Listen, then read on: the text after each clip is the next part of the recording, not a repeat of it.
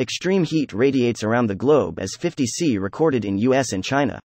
This post received a score of 17,000, with an upvote ratio of 94%.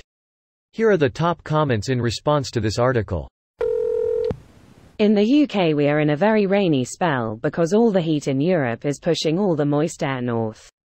Same up in Norway, barely pushing 15°C, lots of rain, bit of sun, and lots of wind. I'll take it over 40 though. Yeah, seriously, in Bologna today the temperature was 39/40. I'm British and I want to fucking die. Which would actually be easy. I just turn off my aircon and I'd sweat to death in an hour. Know the feeling, skeptical smiley face. People think you get acclimatized to heat, but not necessarily. I'm in Australia and my intolerance to heat is only getting worse as I get older. Could be my Brit genetics, but anything over about 26°C and I actually start to feel physically anxious after the very wet, cooler last 3 years. There's so much vegetation built up now that once the expected bad summer hits and everything dries up to a crisp, it's all going to go up like a eucalyptus-fueled bomb? Yep. I've lived in very hot parts of the US for 27 of my 38 years, and these hot summers are still too much for me. I suppose I can handle it better than someone coming from, say, North or Europe or something. But barely. The effects of this will have serious consequences to the food supply and people are struggling already to feed themselves.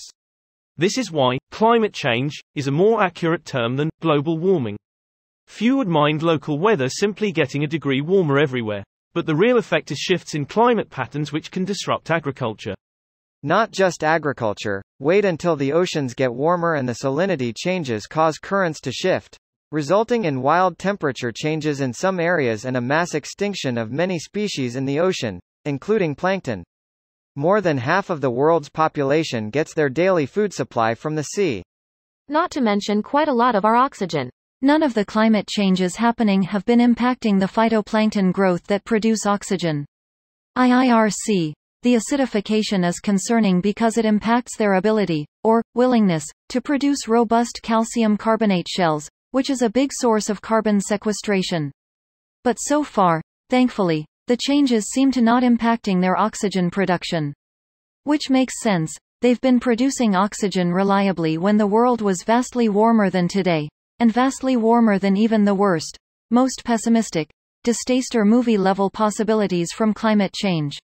Source: just interested. Want to know more about the smiley face? There's a lot of papers on it, because phytoplankton research is a hot area relative to climate change, precisely because of how critical it is. Might have to dig into them depending on what specifically you're interested in. This video was automatically created by Reddit to speech. The article and comments in this video were selected from Reddit according to their upvotes, and any paraphrasing was performed by smmry.com, without any human intervention.